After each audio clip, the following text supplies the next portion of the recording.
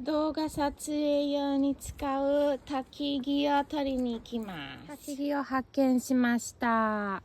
枯れた木の枝がね、落ちてます。集めます。結構落ちてますね。エアポテトも落ちてます。雨でね、濡れちゃってますね。乾燥させないとね、火がね、つきません。はい、おかえりなさい。結構ね、集まりましたね。